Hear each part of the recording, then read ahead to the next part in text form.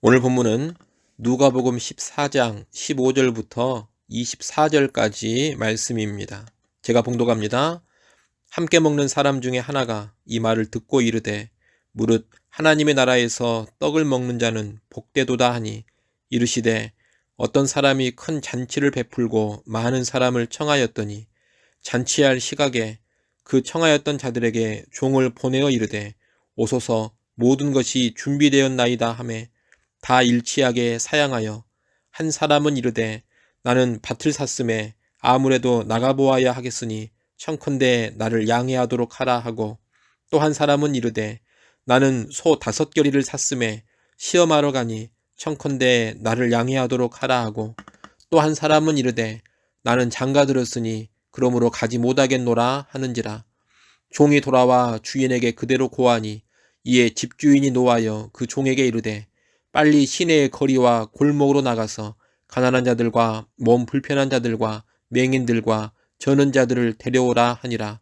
종이 이르되 주인이여 명하신 대로 하였으되 아직도 자리가 있나이다. 주인이 종에게 이르되 길과 산 울타리가로 나가서 사람을 강권하여 데려다가 내 집을 채우라. 내가 너희에게 말하노니 전에 청하였던 그 사람들은 하나도 내 잔치를 맛보지 못하리라 하였다 하시니라. 아멘.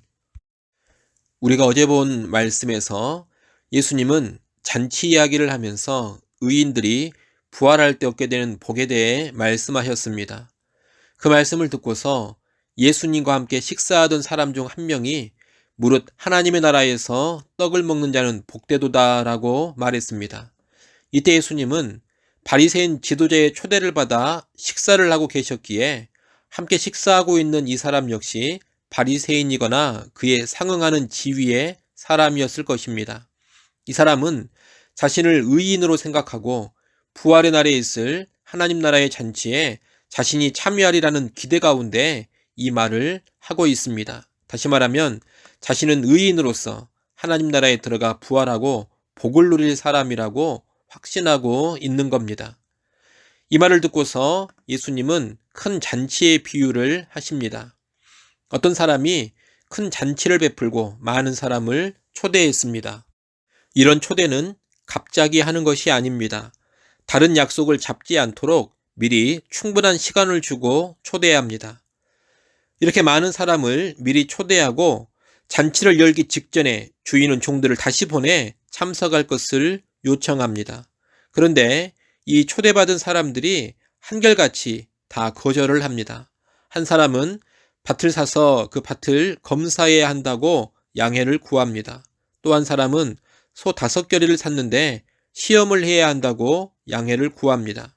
또 다른 사람은 결혼을 했으니 당연히 갈 수 없다고 합니다. 앞서 말씀드린 것처럼 주인은 일정을 조정할 수 있도록 미리 초대를 했습니다. 그런데도 이 사람들은 자신들의 개인적인 일과 욕구를 앞세우며 잔치 참석을 거부했습니다. 이들은 나름의 이유를 대고는 있지만 근본적인 이유는 잔치를 귀하게 여기지 않은 것입니다. 잔치보다는 자신의 소유, 자신의 욕망을 더 우선시했기에 잔치 참석을 거부한 것입니다. 종이 돌아와서 이 상황을 보고하자 주인은 화가 났습니다. 그렇다고 잔치 자체를 포기하지는 않습니다. 주인은 시내의 거리와 골목으로 나가서 가난한 자들과 몸 불편한 자들과 맹인들과 저는 자들을 데려오라고 합니다. 이들은 사회에서 인정받지 못하는 약자들입니다.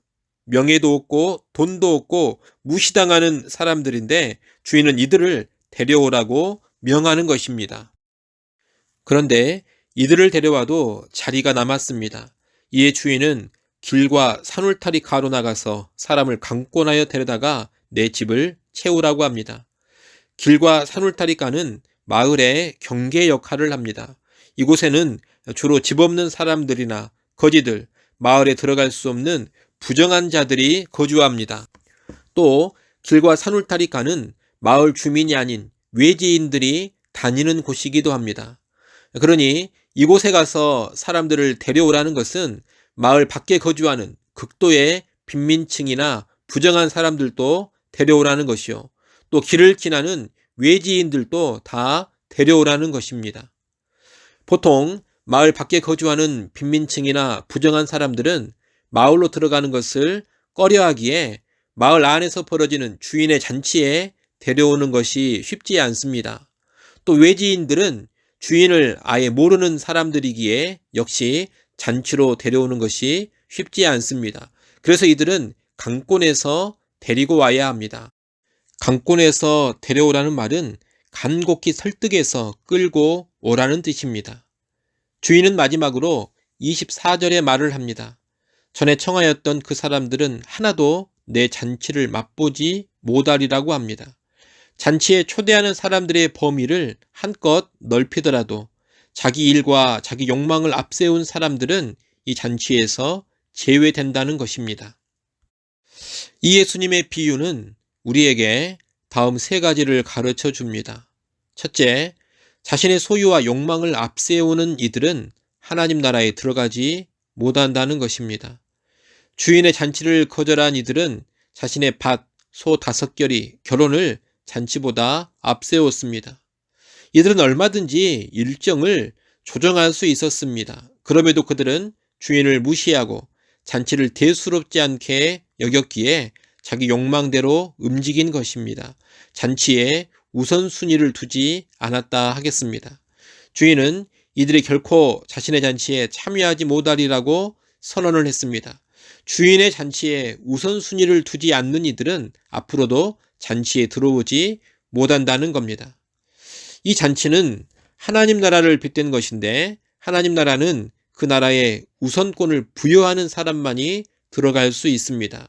자신의 소유나 재산, 결혼, 가족의 문제를 더 앞세우면 하나님 나라에 들어갈 수 없는 것입니다.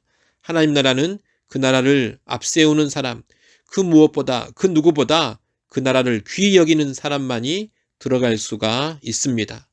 이를 아시고 오늘 우리도 하나님 나라를 가장 귀하게 여기시기 바랍니다.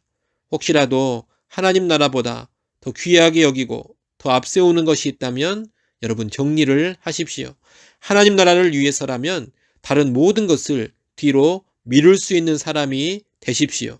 그래서 최고의 복인 하나님 나라의 복 받아 누리시기를 소원합니다.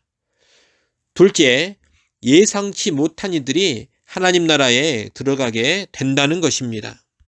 처음 초대받은 사람들은 잔치에 참여할 만한 그럴듯한 사람들입니다. 하지만 정작 이들은 잔치에 관심이 없었고 거부했습니다. 그래서 결국 이 잔치 자리에는 누가 들어오느냐? 자격 없어 보이는 자들, 부정한 자들, 외지인들이 들어오게 됩니다. 잔치에 참여하리라고 예상치 못했던 이들이 이 잔치에 들어오게 된 것입니다. 하나님 나라도 그렇습니다.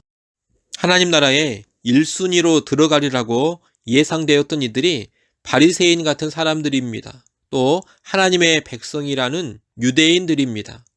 그러나 정작 예수님을 통해 하나님 나라가 임했을 때 바리새인들과 대다수 유대인들은 예수님을 거부했습니다. 하나님 나라를 거부한 것입니다. 대신 이들이 멸시하던 세리와 창기, 거린들이 예수님을 인정하고 하나님 나라에 들어갔습니다. 또한 그 뒤에 펼쳐지는 구원의 역사를 보면 유대인이 아닌 이방인들이 하나님 나라로 대거 들어갑니다. 들어가리라고 예상되었던 이들은 들어가지 못하고 들어가리라 생각도 못했던 사람들이 들어가는 것. 이런 역전이 일어나는 나라가 하나님 나라입니다. 지금도 마찬가지입니다. 나는 의롭다 생각하고 잘나고 똑똑하다 생각하고 부족한 것 없다고 생각하는 사람들은 오히려 하나님 나라에 들어가지 못합니다. 세상은 그런 사람들을 알아주고 그들을 대단하게 여깁니다. 하지만 정작 이들은 하나님 나라를 거부하며 들어가지 못합니다. 오히려 자신이 죄인이라는 것을 알고 부정한 자임을 인정하는 사람들, 자신이 낮고 천하고 부족하다고 여기는 사람들, 한마디로 심령이 가난한 사람들이 하나님 나라에 들어가는 것입니다. 그러니 여러분 절대 스스로를 과신하지 마시고 자만하지 마십시오. 자기의 의로움이나 자기의 열심을 과신하지 마십시오. 자기의 죄인됨을 알고 자기의 부족함과 연약함을 분명히 아는 사람, 하나님의 은혜가 필요함을 절실히 인정하는 사람이 하나님 나라에 들어가는 것입니다. 이를 아시고 늘 겸손히 은혜를 구하는 사람 되시기를 바랍니다. 셋째, 약하고 소외된 자라도 하나님 나라에 적극 초대해야 한다는 것입니다. 주인은 종들에게 명하여 빈민들, 저는 자, 맹인들, 부정한 사람들, 외지인들을 잔치로 초대하라고 합니다. 그럴듯해 보이지만 실상 잔치에 관심 없는 자들에게 연연하지 않고 약하고 소외된 자들에게 잔치의 문을 활짝 연 것입니다. 그러니 오늘날 하나님의 종으로서 하나님 나라의 사역을 감당하는 교회도 이 주인의 명령을 기억해야 합니다. 교회는 하나님 나라에 관심이 없는 세상에 높고 화려한 사람들, 뭔가 있는 사람들에게 집착하고 그들 주변을 배회해야 할 것이 아닙니다.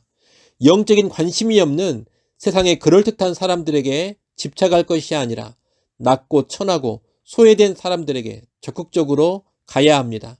하나님 나라의 초대에 응하는 이들에게 가야 하고 자격 없어 보이는 자들에게 가서 강권하여 하나님 나라로 이끌어야 합니다. 다시 말해 예수의 제자들은 사회적 수준이 높고 교양 있는 사람들만 상대하려고 할 것이 아니라 가난하고 소외되고 외면당하는 사람들에게 적극적으로 가야 한다는 것입니다. 어제 본 말씀에서도 예수님은 잔치를 베풀거든 차라리 가난한 자들과 몸 불편한 자들과 저는 자들과 맹인들을 청하라 하셨습니다. 잔치에 초청받고서도 갚을 것이 없는 자들을 부르라 하시면서 그것이 복되다 하셨습니다. 동일한 맥락에서 하나님 나라로의 초청도 가난한 자들, 몸 불편한 자들, 저는 자들, 맹인들을 귀한 대상으로 삼을 수 있어야 합니다. 예수 믿고 교회에 크게 기여할 수 있는 사람들만 전도할 것이 아니라 아무런 기여도 할 수 없어 보이는 이들, 오히려 교회가 계속해서 돌봐줘야 될 사람들을 전도하는 것이 큰 복이 됩니다. 이를 아시고 우리 전도의 폭, 사역의 폭을 넓히시기 바랍니다. 낮고 천하고 소외된 사람들에게도 기꺼이 복음을 증거하고 그들을 하나님 나라로 초청하고 섬길 수 있는 우리가 되기를 바랍니다. 그것이 주인의 뜻에 합당하게 반응하는 종된 교회의 모습일 것입니다. 기도하겠습니다. 하나님 아버지, 내 재산과 소유, 결혼과 가족보다 하나님 나라를 더 귀히 여기며 더 앞세우게 하여 주시옵소서. 또한 교만과 자기 의로움에 빠지지 않게 하시고 겸손하게 하나님의 은혜를 구하는 가난한 심령의 소유자들 되게 하여 주시옵소서. 낮고 천한 사람들 무시하지 않게 하시고 오히려 이들을 적극적으로 하나님 나라로 초청하는 주의 종들 되게 하여 주시옵소서. 예수님의 이름으로 기도드리옵나이다. 아멘.